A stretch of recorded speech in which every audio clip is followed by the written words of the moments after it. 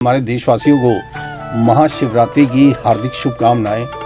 मैं भगवान भोलेनाथ जी से, शंकर पार्वती जी से ये नमन करता हूँ और ये कहूँगा कि हमारे देश में सुख शांति बने रहे और हर परिवार खुशहाल हो, हर पति पत्नी का प्यार हो, ये मेरी दिल से कामना है। मेरी मैडम ने, लता हरजाई जी ने बताया कि मैंने कई साल से 16 सोमवार व्रत रखे हैं। अच्छा। देखिए, लेकिन वो आज भी ये बात कहता है कि मेरे को जो आप मिले हो, ये 16 सोमवार भगवान भोलेनाथ की, शिव शंकर जी की कृपा है। अच्छा। पार्वती जी की कृपा है जी। क्योंकि उनका भी बहुत प्यार भगवान शिव जी का, पार्वती माता जो हमारे हैं उनकी भी एक मिसाल है, दर्शाया गया ग्रंथों में पढ़ा हुआ है हमने। वो कहते मेरा एक विश्वास था, एक अटूट विश्वास था कि मेरे पति जो भी होंगे वो समाज, सोसाइटी और देश के लिए कुछ बहुत अच्छा काम करेंगे।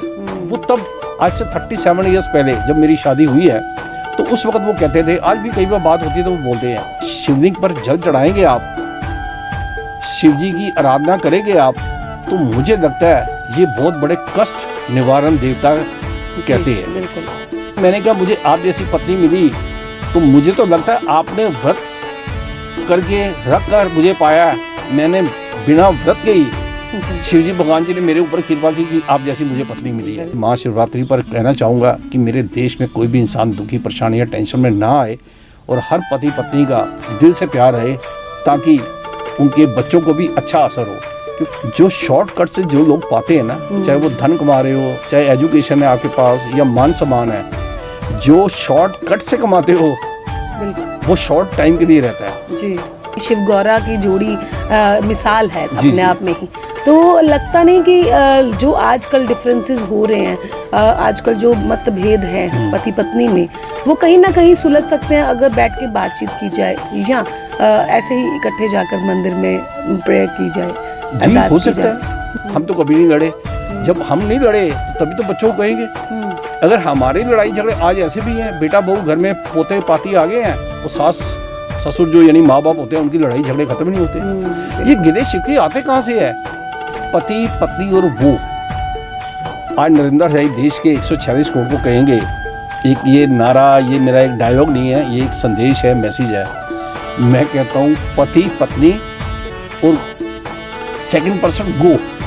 परिवार की क्या होता है कि ये जो दोस्त होते हैं, सहेलियाँ होती हैं, नियर डियर होते हैं, कॉलेज के, स्कूल के, पड़ोसी होते हैं, काम यही खराब करते हैं। जो आदमी ये कहेगा, अच्छा जी आपका तो पति ऐसे ही है जी, आप तो बहुत अच्छी है, आप तो बहुत अच्छे हो, आपकी पत्नी ऐसी है। मैं कहता हूँ जो पति पत्नी दूसरे के मुंह से बुराई सुनते हैं, मैं उनको भी दोषी मानता हूँ। महाशिवरात्रि पर हमारे व्यूवर्स को जाते जाते कोई संदेश देना चाहोगे आप कि कैसे वो पति पत्नी बन के एक अच्छी जीवन को जी सकते हैं? जी, मैं ये कहता हूँ कि भोलेनाथ को कामना करो, आप आराधना करो, कामना करो।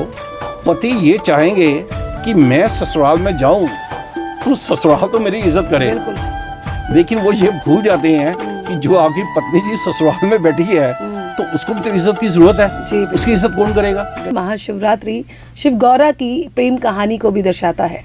तो कैसे पति पत्नी का रिश्ता बहुत वैल्यूएबल हो सकता है, कैसे बहुत ही पवित्र ये रिश्ता बन सकता है, कैसे इसको निभा सकते हैं, इस पे बातचीत करेंगे। हमारे साथ आज स्टूडियो में मौजूद है हमेशा की तरह, वो हमारे व्यूअर्स को बहुत अच्छी राय दे के जाते हैं। तो आज फिर से उनका स्वागत करते हैं डॉक्टर नरेंद्र हरजाई जी, जो कि फैमिली कोच हैं और एक मोटिवेशनल स्पीकर है। बातचीत करते हैं उनसे। सबसे पहले उनका स्वागत करते हैं। नमस्कार सर। नमस्कार। कैसे हैं सर? बहुत अच्छे, भगवान जी का आशीर्वाद है। जी सर, जैसे आपको पता है कि महाशिवरात्रि ऐसा त्योहार है जो हर सनातनी के लिए सर्वोपरि है। आपकी नज़र में महाशिवरात्रि की क्या मायने है?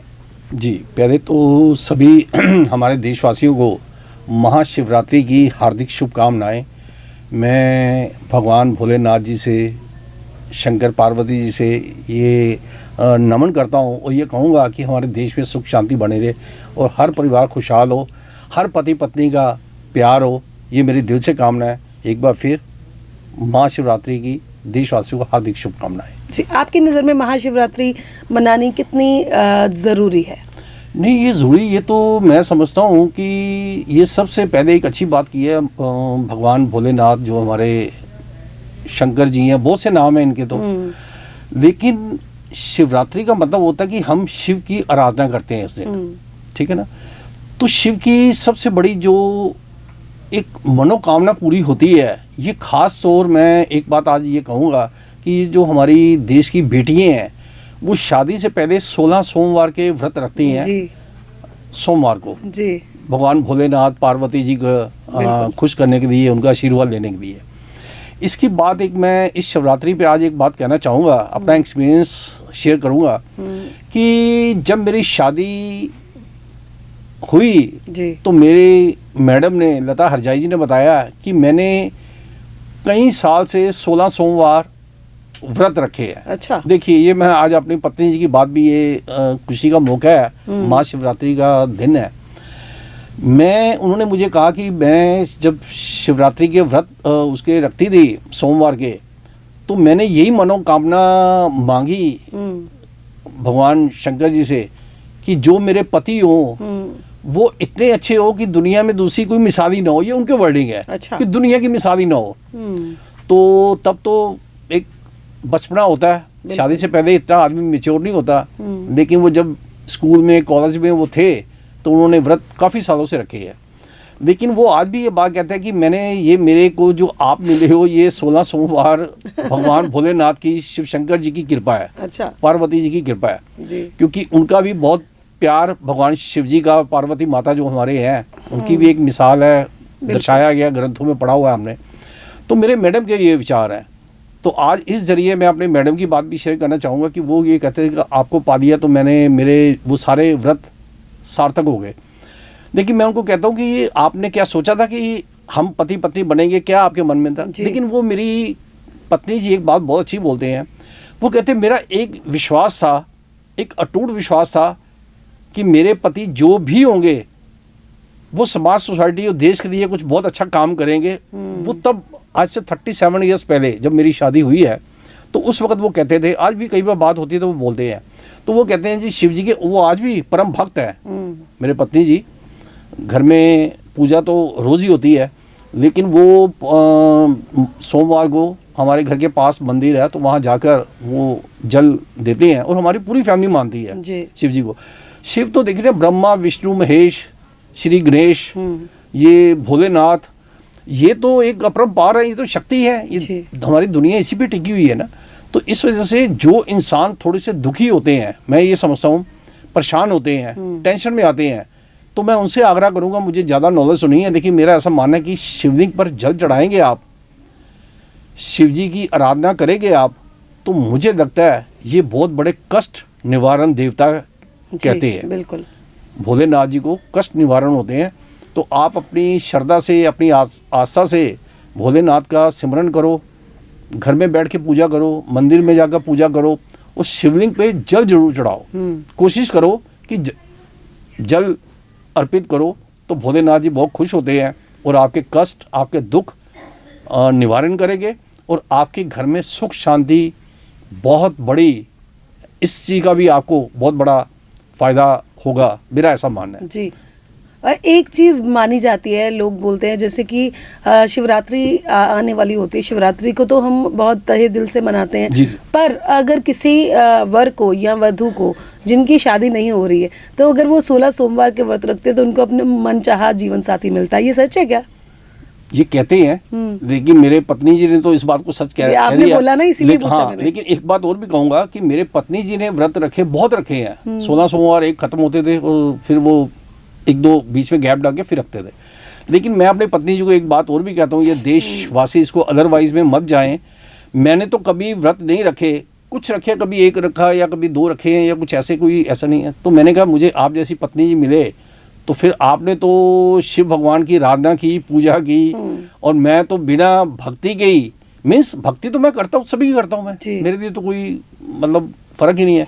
लेकिन मैंने कहा मुझे आप जैसी पत्नी मिली तो मुझे तो लगता है आपने व्रत करके रख कर मुझे पाया, मैंने बिना व्रत के ही शिव जी भगवान जी ने मेरे ऊपर कृपा की कि आप जैसी मुझे पत्नी मिली है। तो ये मेरे पत्नी जी भी खुश नसीब है, मैं भी खुश नसीब हूँ, हम दोनों एक दूसरे को खुश नसीब मानते हैं कि शायद जीवन में कभी और किसी बात की ख्वाहिश ही नहीं रही, क्योंकि जो पति पत्नी का प्यार होता है ना, क्योंकि आज शिव जी की, पार्वती माता की हमारी बात हो रही है, तो मैं इस माध्यम से, बड़ा महापर्व होता है शिवरात्रि का, हमारा जो है पूरा देश जी। धूमधाम से मनाते हैं और बहुत से लोग व्रत रखते हैं इस दिन, जी। ठीक है, और कावड़ लेके आते हैं शिवरात्रि। तो मिस हर एक इंसान की अपनी एक आस्था होती है। तो मैं ये कहूँगा कि इस माध्यम से कि शिव भगवान की आराधना करो और शिव भगवान के साथ साथ सभी देवी देवता को मानो। मैं इस माध्यम से ये कहना चाहूँगा, मैं सभी को मानता हूँ, जी।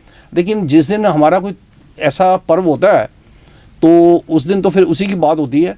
तो शिव भगवान की आराधना करो, अपने परिवार की सुख शांति मांगो। मैं ऐसा मेरा मानना है कि आप अपने परिवार की सुख शांति मांगोगे और आपकी मनोकामना भगवान भोलेनाथ पूरी करेगा। और मैं इस माध्यम से महाशिवरात्रि पर कहना चाहूँगा कि मेरे देश में कोई भी इंसान दुखी, परेशानी या टेंशन में ना आए और हर पति पत्नी का दिल से प्यार रहे, ताकि उनके बच्चों को भी अच्छा असर हो। क्योंकि मैं हमेशा बोलता हूँ कि जो माता पिता आपस में लड़ते रहते हैं ना, फिर उनके बच्चों को भी कुछ संस्कार अच्छे नहीं होते। तो अपने बच्चों को संस्कार अच्छे देने का मतलब है कि पहले आप खुद ठीक हो जाओ, एक दूसरे का मान सम्मान करो। आपके पास कोई ऑप्शन नहीं रहती। एक बार आपने शादी कर दी, ऑप्शन, जो आदमी ये सोचता है, जो इंसान ये सोचती है, मैं उनका थोड़ा सा खंडन करता हूँ। जो सोचते हैं चलो ये पसंद नहीं आई तो दूसरी आ जाएगी, ये पसंद नहीं आया तो दूसरा आ जाएगा पति। तो ये जो कशमकश की ज़िंदगी होती है ना, मैं इसके हमेशा खिलाफ रहता हूँ। मुझे पता है इससे कोई सोल्यूशन नहीं है। समाज, सोसाइटी कभी आपको एक्सेप्ट नहीं कर सकती, क्योंकि वो ये कहेंगे कि जब शादी आपने मर्जी से की है तो फिर निभाया क्यों नहीं है। वो दोनों के लिए होता है। देखिए, मैं इसमें एक चीज़ आज कहना चाहूँगा इस माध्यम से कि पति की भी गलती होती है और पत्नी की भी गलती होती है। याद रखना, मैं ये आज इस खुशी के मौके पर ये कहना चाहूँगा, भगवान भोलेनाथ ने जो मुझे सद्बुद्धि दी है, क्योंकि मेरे को एक टैग लगा हुआ कि motivational speaker, family coach, life coach, तो मैं लोगों की लाइफ को सिक्योर करता हूँ, लोगों के जीवन को सिक्योर करता हूँ। लोगों को जो भटक रहे हैं, मैं उनको दिशा निर्देश देता हूँ कि ये साइड जा रहे हो तो आगे खाई है, बचो आप। इधर जाओगे कठिनाई होगी दूसरे रास्ते से, लेकिन जीत आपकी होगी, सफ़र आपका अच्छा होगा। लोग शॉर्टकट लेते हैं। मैं आज इस माध्यम से ये कहना चाहूँगा, जो शॉर्टकट से जो लोग पाते हैं ना, चाहे वो धन कमा रहे हो, चाहे एजुकेशन है आपके पास या मान सम्मान है, जो शॉर्टकट से कमाते हो, बिल्कुल वो शॉर्ट टाइम के लिए रहता है जी। ये आज युवा पीढ़ी एक, आप सफ़र लंबा तय करो। मैंने लंबा सफ़र तय किया है। आज मैं इस कुर्सी पर बैठा हूँ, लोगों को मोटिवेट करता हूँ। क्या मुझे आज से 30 साल 40 साल ये पता था? लेकिन मैं मोटिवेट तो 50 साल से कर रहा हूँ। यानी जब मैं 11 साल का था, मेरी फैमिली, मेरे रिश्तेदार, दोस्त गवाह हैं, तब से कर रहा हूँ। लेकिन एक मौका अब मिला है, जब से ये सोशल मीडिया, वेबसाइट, ये आपका यूट्यूब चैनल और व्हाट्सएप, फेसबुक आ गए हैं, तो अब लोगों के लिए ज़्यादा थोड़ा पॉपुलर हो गया मैं। लेकिन मैं फिर भी ये चाहूँगा कि अगर ज़िंदगी में आपने अपना भला करना है ना, या अपने परिवार का भला करना है, तो जीवन में दूसरे का बुरा मत करो। और हर पति पत्नी को कहूँगा, ये शिवरात्रि का बहुत अच्छा एक त्यौहार है, हम बहुत खुशी से मनाते हैं। और भगवान से मैं भी प्रार्थना करूँगा कि मेरे 146 करोड़ सब खुश और सुखी रहें। और आप भी ये कोशिश करो, आज एक प्रण कर लो इस शिवरात्रि पर कि आप कभी किसी का बुरा नहीं करेंगे। मेरा ऐसा मानना है, आप ये बोलो और आप खुद कहेंगे कि आपके ज़िंदगी में बहार आ गई है जी, खुशी मिलती है। बिल्कुल। जैसे कि महाशिवरात्रि की बात होती है तो कहीं ना कहीं पति पत्नी का रिश्ता भी उभर कर सामने आता है, क्योंकि शिव गौरा की जोड़ी मिसाल है अपने आप में ही। तो लगता नहीं कि जो आजकल डिफरेंसेस हो रहे हैं, आजकल जो मतभेद हैं पति पत्नी में, वो कहीं ना कहीं सुलझ सकते हैं अगर बैठ के बातचीत की जाए, या ऐसे ही इकट्ठे जाकर मंदिर में प्रेयर की जाए, अरदास हो सकता है। आज देखिए, जो लोग अलगाव है, डाइवोर्स कर चुके हैं, या अभी उनका कोई कोर्ट केस होता है, कुछ ऐसा होता है, एक सिस्टम, जब एक डाइवोर्स होता है ना, तो एक सिस्टम होता है कि 6 महीने का टाइम वो जज देते हैं। 2 आपकी हाजिरी लगेगी, एक बार, वो 2 बार, तीसरी बार मौका देंगे कि आप पैचअप करो, क्योंकि कोई भी दुनिया का कानून भी नहीं चाहेगा। देखिए, कानून भी नहीं चाहता कि आप अलग सेपरेशन हो आपकी, या आप डाइवोर्स लो, कोई भी नहीं चाहता। लेकिन ये मैं समझता हूँ कि नादानियों की वजह से होता है। ये नादानियाँ होती हैं। मैं अपने देश की बेटी या बेटों को, ये बहनों को कहना चाहूँगा, मेरी बातें अदरवाइज में मत जाना, क्योंकि मैं सीधा आदमी हूँ, सीधी बात करता हूँ, तो मेरी बात को बुरा नहीं मानना, लेकिन मैं आपके भले की बात कर रहा हूँ।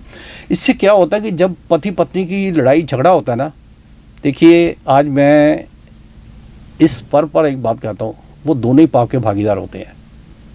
किसी को कम पाप लगता है, किसी को ज़्यादा लगता है, क्योंकि आप एक दूसरे का मन दुखा रहे हो ना, वो एक दूसरे का मन नहीं दुखा रहे आप अपने दोनों माता पिता का भी मन दुखा रहे हो, चाहे वो बेटी है या बेटा है, यानी हस्बैंड वाइफ जो है, क्योंकि दोनों के पेरेंट्स होते हैं तो उनका मन दुखता है। जो बेटी की शादी करके अपनी हैसियत के हिसाब से दहेज देते हैं, खाना खिलाते हैं और हाथ भी जोड़ते हैं, हर बेटी वाला हमारे जो इंडियन कल्चर है, तो उनको ये सज़ा क्यों मिलती है, क्यों बेटे वाले वो सज़ा देते हैं? पहले तो मैं उनकी बात करूँगा कि आपको बहू आई है घर में, उनको बेटी बना लो। अगर आप बेटी बनाओगे, मेरा ऐसा मानना है, वो बहू आपकी बेटी बन जाएगी और आपको माता पिता समझेगी। पहले मैं हमेशा सबको ये कहूँगा, अपने देशवासियों को, कि आप पहले बेटी बनाओ, बहू घर में आए, माता पिता की बात कर रहा हूँ, और पति पत्नी प्यार रखें आप। मैं ये चाहता हूँ कि जो माता पिता, आज देखिए ना, हम अपने बेटे बहू को क्या कहते हैं, मैं अपनी बात बता रहा हूँ, बेटी दामाद को भी ये कहता हूँ कि बेटा लड़ना झगड़ना ना, ये सिर्फ अपना आप खेल तमाशा दिखाओगे। एक भी आदमी अगर आपको कोई अच्छा कहेगा तो मुझे बेटा बताना ज़रूर। और वो बच्चे मोटिवेट हुए हुए हैं, वो पति पत्नी का प्यार है, ठीक है, शुरू से आते हैं, थोड़ा गिला शिकवा शिकायत होती है, मैं ऐसे ही कहूँ। फिर हमने उनको समझाया कि बेटा ये कोई हल नहीं है, हमने आपकी मम्मी के साथ देखो ना कितना टाइम गुजार दिया, और मरते दम तक वो टाइम गुजारेंगे, हम तो कभी नहीं लड़े। जब हम नहीं लड़े तो तभी तो बच्चों को कहेंगे। अगर हमारी लड़ाई झगड़े आज ऐसे भी हैं, बेटा बहू घर में पोते पाती आ गए हैं, और सास ससुर जो यानी माँ बाप होते हैं, उनकी लड़ाई झगड़े खत्म नहीं होते। ये गिले शिकवे आते कहाँ से है? आप ऐसा क्या, कौन सी फसल उगाते हो जिसमें लड़ाई झगड़े होते हैं? तो एक ऐसी फसल उगाओ कि जैसे नरेंद्र जी कहते हैं कि सुबह ऐसा पानी उसमें डालो ताकि वो आपके घर में हरियाली और प्यार और एकता बनी रहे। एक चीज ये भी सवाल बनता है कि हमेशा आजकल जो डिफरेंसेस बन रहे हैं, आपने वो डायलॉग सुना होगा, पति पत्नी और वो का मतलब ये नहीं होता कि उनका एक्स्ट्रा मैरिटल अफेयर है। वो का मतलब ये भी हो सकता है कि कोई भी तीसरा जब पति पत्नी के बीच इन्वॉल्वमेंट करता है, दखल देता है, तो कहीं ना कहीं रिश्ता खराब होता है। चाहे वो माँ बाप लड़की के हों, लड़के के हों, बहनें हों, कोई भी हो, तो कहीं ना कहीं पति पत्नी का रिश्ता खराब होता है। आपका क्या मानना है? जी, जो आपने बात की है ना, मैं बहुत सोसाइटी में ये बात कई बार बोल चुका हूँ कि पति पत्नी और वो, आज नरेंद्र भाई देश के 146 करोड़ को कहेंगे, एक ये नारा, ये मेरा एक डायलॉग नहीं है, ये एक संदेश है, मैसेज है। मैं कहता हूँ पति पत्नी और सेकंड पर्सन गो। अब वो ना कहो, गो करो, उसको भेजो जो आपके जीवन में तनाव पैदा करे। बिल्कुल। मैं हर देश के बेटे और बेटी जो पति पत्नी बन चुके हैं या बनने वाले हैं, मैं उनसे एक आग्रह करूंगा कि आप पति पत्नी के अंदर जो मिसअंडरस्टैंडिंग एक और है, देखिए काम खराब जो करते हैं ना, मैं आपको एक दिल से कह रहा हूँ, जो बहू घर में आती है उनके माता पिता, या जो बेटा जो होता है यानी ससुराल और मायका, देखिए पति पत्नी के दो रिश्ते होते हैं। जी जी।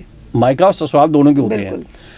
अगर पति पत्नी खुद ठीक हो तो ससुराल के किसी इंसान की मजाल नहीं है कोशिश करने से भी उनकी कोशिश को कामयाब ना होने दो। आप प्यार रहो। देखो मैं ये बताऊंगा, हर पति को, हर पत्नी को हम अपने बच्चों को समझाते हैं हम उनको ये कहते हैं बेटा कि देखिए अपने बेटे को क्या समझाते हैं और अपनी बेटी को क्या समझाया है। आज भी मैं समझाता हूँ ये बात, चाहे उनकी शादी हो गई है या जो अनमैरिड बच्चे हैं उनको भी समझाता हूँ।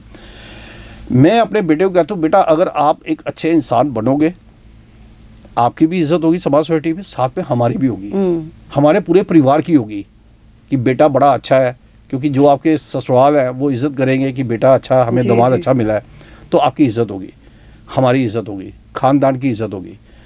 और बेटी को कहता हूँ कि बेटी आपने, बिटिया रानी, आपने ससुराल का नाम रोशन करना है। आज मैं इस माध्यम से एक बात देश को कहना चाहता हूँ, मैसेज है मेरा कि बेटे को कहो पहले आप अपने माता पिता के बनो।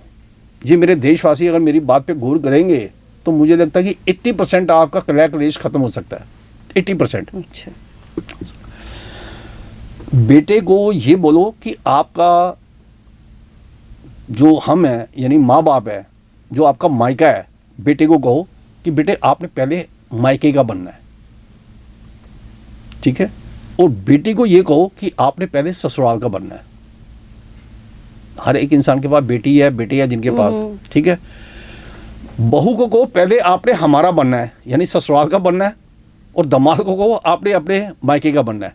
देखिए कितनी सिंपल सी बात कह रहा हूँ, काश ये दुनिया समझ जाए कि बेटी को कहो ससुराल के बनो, बेटे को कहो मायके के बनो, बहू को कहो ससुराल के बनो, और दामाद को कहो आप मायके के बनो। छोटी सी बात है। देखिए 100 साल तक नरेंद्र हजाई कहते हैं परिवार नहीं टूट सकते। परिवार की क्या होता है कि ये जो दोस्त होते हैं, सहेलियाँ होती हैं, नियर डियर होते हैं, कॉलेज के, स्कूल के, पड़ोसी होते हैं, काम यही ख़राब करते हैं। अगर आज मेरे देखो कोई इंसान बुरा नहीं, बेटी या बेटे मतलब बुरे नहीं होते, वो 1 से 2% होते हैं जो लालची होते हैं, बहू ये लेके नहीं आई, ये नहीं किया, वो नहीं किया। लेकिन 95% लोग अच्छे हैं। लेकिन सिर्फ काम ख़राब क्या करते हैं, आउटसाइडर। जो आदमी ये कहेगा अच्छा जी आपका तो पति ऐसे ही है जी, आप तो बहुत अच्छी हैं, आप तो बहुत अच्छे हैं, आपकी पत्नी ऐसी है। मैं कहता हूँ जो पति पत्नी दूसरे के मुंह से बुराई सुनते हैं, मैं उनको भी दोषी मानता हूँ। आपने वही कहा ना, पति पत्नी और वो जी, वो को गो करो, बिल्कुल वो गो होना चाहिए जी। हमें आज तक धरती पे किसी ने नहीं कहा, किसी की मजाल नहीं है, चाहे वो हमारे पत्नी जी है, चाहे मैं हूँ, मैं पति पत्नी की आज बात कर रहा हूँ, किसी की मजाल नहीं है कोई हमारे दिल दिमाग में गलत फहमी डाल दे। जी, गलत फहमी से परिवार टूटते हैं। क्या पति को नहीं पता कि मेरी पत्नी कैसी है? बिल्कुल। क्या पत्नी जी को नहीं पता कि मेरे पति कैसे हैं? छोटी मोटी अगर कोई बात इधर उधर की है तो उसको नजरअंदाज करो। हर पति को अपनी पत्नी से बड़ा नहीं होना चाहिए। जो सुख पत्नी ने देना है या जो सुख पति ने देना है वो दुनिया का कोई दूसरा इंसान नहीं दे सकता।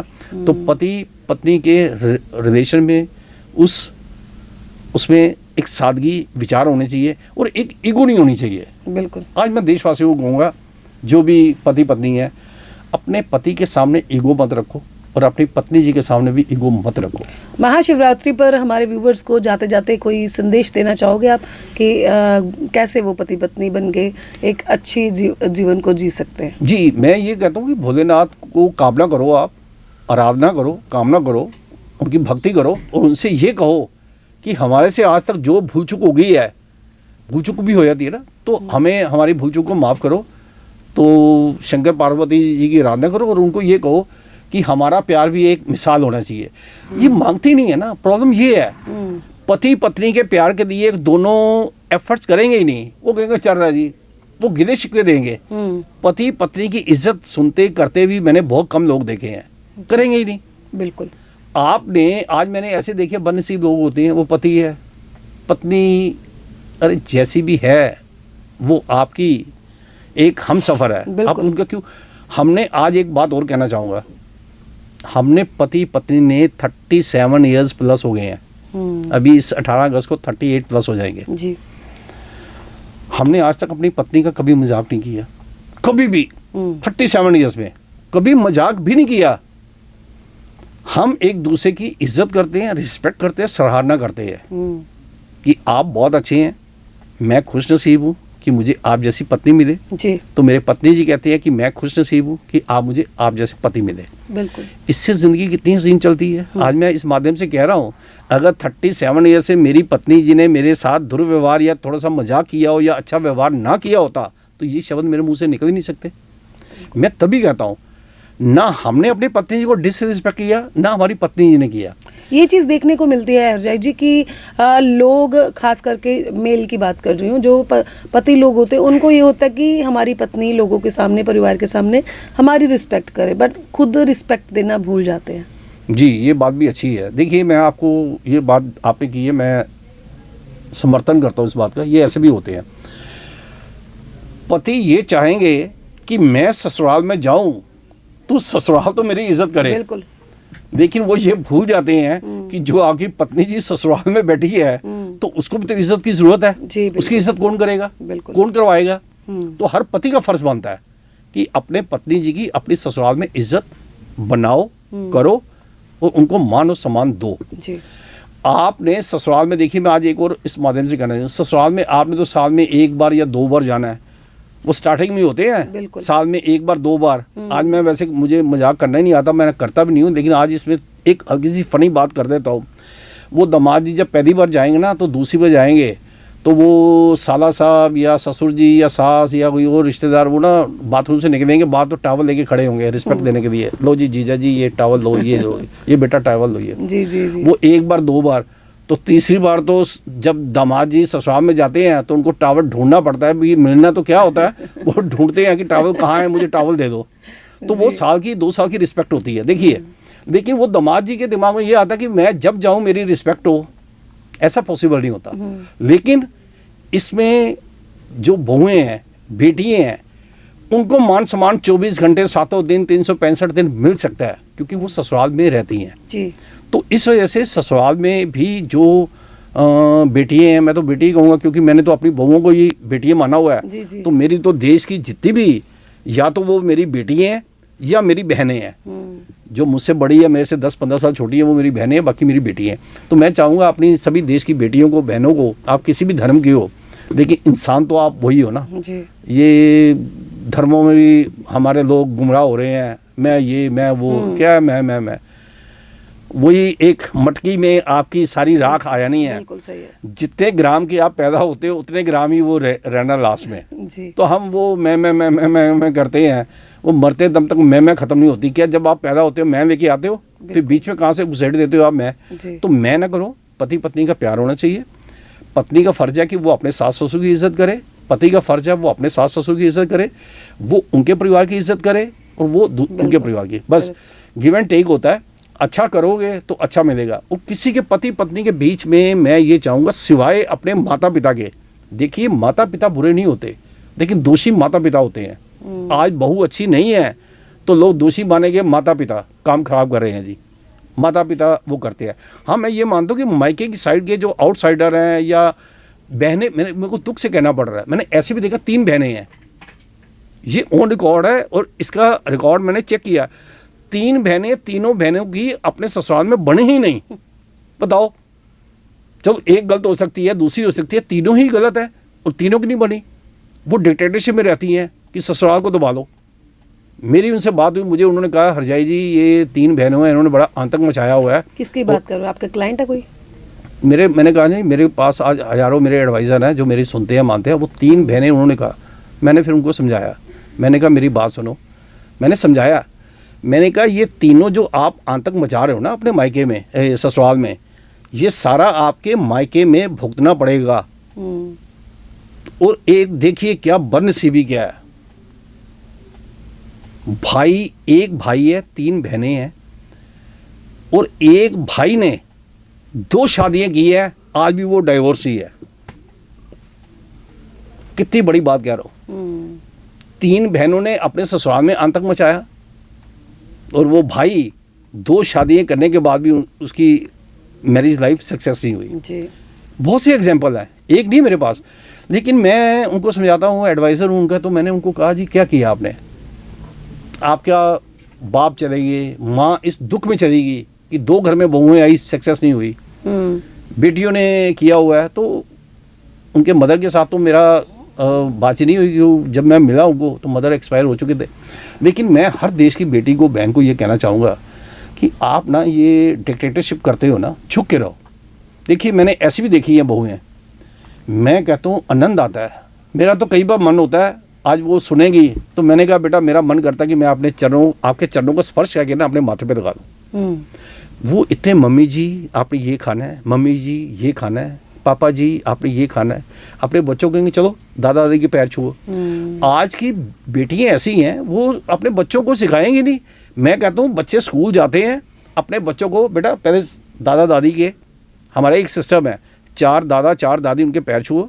अपनी बहुओं को कहा हुआ है कि बेटा ये आपके काम आना है, ये हमारे ऊपर कोई एहसान नहीं है। देखो समझाने का एक तरीका होता है कि अगर दादा दादी के कोई पैर छुएंगे तो वो बच्चों में संस्कार अच्छे आएंगे, क्योंकि वो आपके भी छुएंगे। अगर आपने अपने बेटे बहू को कहता हूँ कि अगर आपने अपने बच्चों को संस्कार अच्छे नहीं दिए तो इसका परिणाम आपको भुगतना पड़ेगा, क्योंकि वो बच्चे का को ताना मारेंगे। अब देखिए एक बात छोटी सी है, वो ताना ये मारेंगे कि मम्मी आपने मेरे को कौन सा समझाया कि दादा दादी की इज्जत करनी है। ऐसे ऐसे लोग हैं जो माँ अपने हस्बैंड के अंगेज करेगी बच्चों को, कहाँ सुख मिलेगा ऐसी बेटियों को। अपने पति से उनको कहो बेटा मम्मा की इज्जत करो या ना करो, पहले पापा की करो। पापा आपके बहुत अच्छे हैं, कमाते हैं, आपकी ये करते हैं, परवरिश करते हैं, अच्छा अच्छा ज्ञान दो। दादा दादी के लिए अच्छा अच्छा बोलो, वो बेटियां हमेशा सुख पाती हैं। जी, अभी महाशिवरात्रि में क्या करना चाहिए, कैसे हस्बैंड वाइफ को इकट्ठे जाके महाशिवरात्रि का पर्व मनाना चाहिए? हाँ, वो जाएं, जी। दोनों पति पत्नी जाएं, बच्चों को लेके जाएं, बाकी जितना परिवार है, जैसे हमारे घर में आज 20 मेंबर है, तो हम शिवरात्रि पे क्या करते हैं, 6 7 8 चले गए, जल्दी इकट्ठा चढ़ाया, फिर उसके बाद सेकंड टर्म में दूसरा गया। जी। तो घर छोड़ के 20 मेंबर तो नहीं जा सकते, जी, जी, हालांकि पास ही मंदिर है, सब जल चढ़ाते हैं, आराधना करते हैं, भगवान भोलेनाथ से कहते हैं। देखिए एक और भी बात कहूँगा, हमारा परिवार करीब करीब, कोई 1 2 आदमी ना कहते हो तो मुझे पता नहीं है, लेकिन सब परिवार कहते हैं कि घर में सुख शांति बने और समाज सोसाइटी देश का भला हो। जी। क्योंकि जब आप दूसरे का भला करोगे, मानोगे, नरेंद्र हजाई कहते हैं, आपको भला आपका होने से कोई नहीं रोक सकता, भला उसी का होता है, लाभ उसी को होता है। भला का उल्टा करेंगे तो लाभ होता है, भला लाभ तभी होगा जब आप दूसरे को भला और लाभ देंगे। बहुत बहुत धन्यवाद हर्षा जी, हमारे व्यूवर्स को इतनी अच्छी अच्छी बातें बताने के लिए, और महाशिवरात्रि की आप सभी को आत्मा चैनल की तरफ से ढेरों मुबारक। मैं एक बार फिर महाशिवरात्रि की देशवासियों को हार्दिक शुभकामनाएं। मैं चाहूँगा कि भोलेनाथ आप जहाँ भी हैं, अंतर्यामी हैं, मेरे देश को खुश, सुखी और संपन्न रखना। किसी के घर में कलह क्लेश है तो उसको दूर करना, भोलेनाथ सब पर कृपा करना। सबका भला, सर्वत्र का भला। नमस्कार। जय शिवरात्रि, धन्यवाद।